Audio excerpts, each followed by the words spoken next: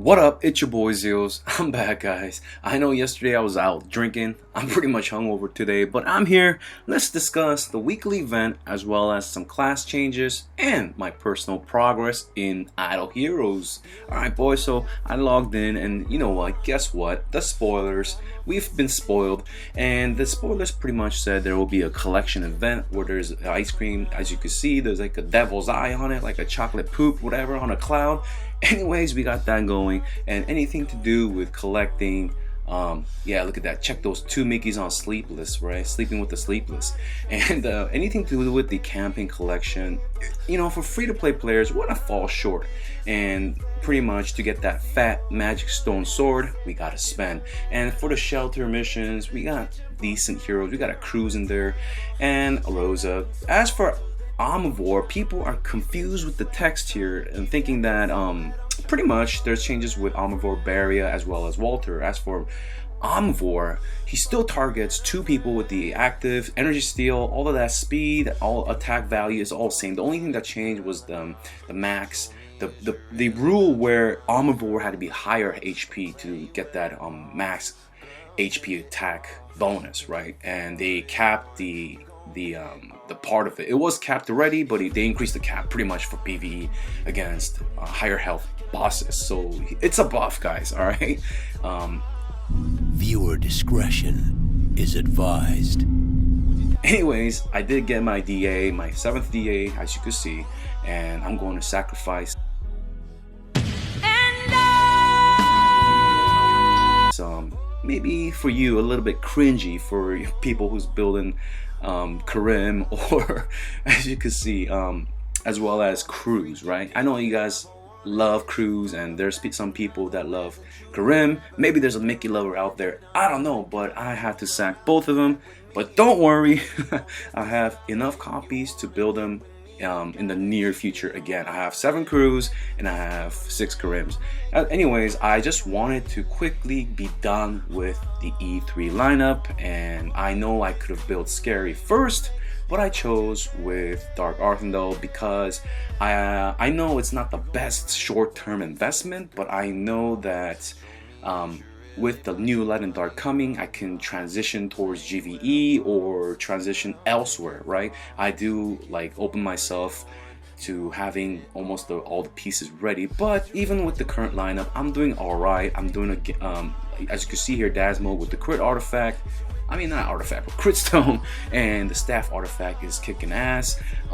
This is not like this every fight. I mean, he does hit these numbers pretty often, and this was with Fearless armor artifact, and I was testing Dark Arthendal with staff artifact, and you know, as you can see on the monitor or your screen, wherever you're watching this, I spent about 500 million gold as well as 200k dust free rolling all day and fighting against my guildies, and of course my guildie does way better than me. He has a rainbow lineup and better short-term current build up right now. Anyways, there's some changes with the shops. There's more, these old portraits have entered, and for some reason I'm missing one. I guess I didn't complete one of the militants for some reason. I know I completed every TOC, that's for sure, but I guess I was trying to hold off on the Crystal Crown and I missed it.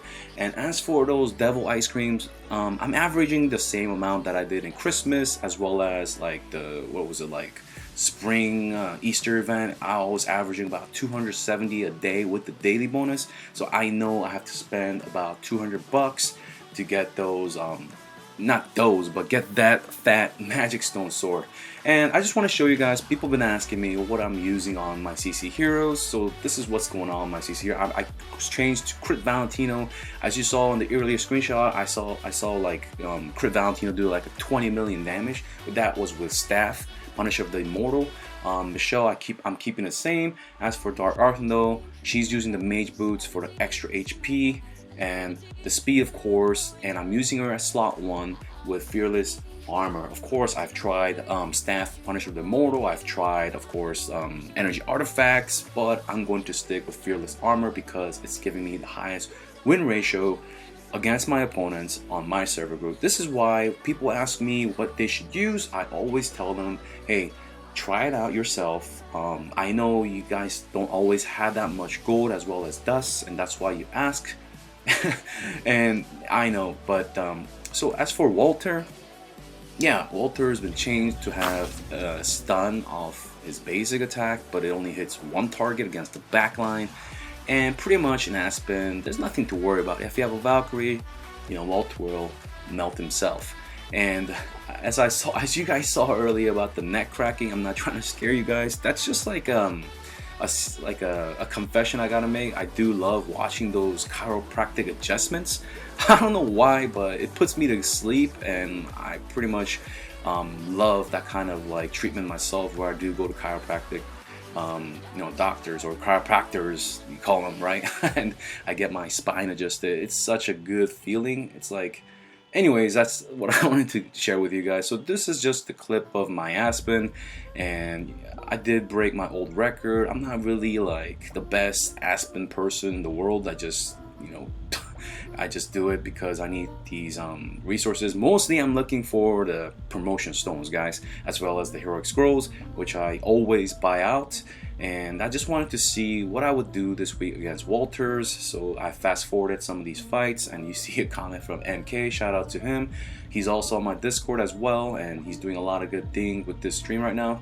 And he made a nice video on YouTube. Check it out, guys. Anyways, against Walters, if you have a Valkyrie, it's pretty much, you know, a piece of cake. If you're struggling against Walters, leave a comment below. I would love to hear your stories in Aspen, as well as Marauders. I haven't seen a Walter Marauder in a while, so I can't really test that out.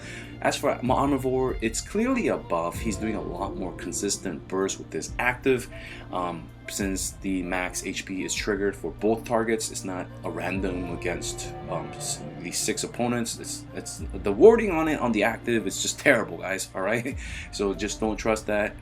Basically, his active is 2 targets and also hits them for their max HP as well. So he's doing a chunk of damage. He's bursting high. I'm seeing him consistently do, you know, 10s and 20 millions of damage per PvP fight without crews. So if you've invested in him, don't fret. You probably know, right? He's still good. He's actually even better. He's more consistent, like I said, with this active. He's not under CC, but because this is an E3 meta and there's more chance to turn around the fights and escape the CC chains, Amuvor does have a place, and he's doing pretty well. All right, but in terms of my results against Amuvor teams, my Dasmog does have a higher ceiling damage, but like I said about Amuvor, he is still deadly against the light heroes, and I do use a lot of support light heroes, so Amuvor is a huge threat to me. If you're a person who's not using a lot of light heroes, or you don't even have light heroes like Michelle or Belrain, then you don't have to worry about it too much against Amuvor, as long as you could pretty much survive through the burst as well. Anyways, Amuvor is looking great, guys. Don't worry, Walter, I will not build him. He's still food. He's just become worse for PvE because they removed his poison damage. I don't know what they're doing. As for Barea, he's great in PvE. If you want to build him for PvE, of course, there's going to be someone who's going to excel with him in PvP if you support him with CC. But the problem with him is that he's prone to CC, as well as his speed and all of that things, and only hitting the front line. But he does do great damage for PvE, guys. And if you want to build him for PvP, I don't really recommend it. As for me, I'm still going to fodder him. And as for Magic Stone Sword, guys, I know you have to pretty much pay to win to get that one.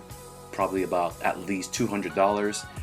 It's a great artifact. I personally want it myself.